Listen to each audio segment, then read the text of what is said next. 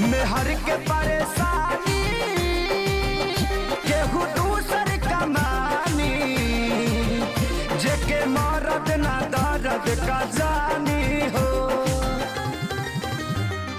मजा कुली होई बर्बाद, भतारी होई है होली के बाद। के डाली फसल में खाद, भतारे आई है होली के बाद।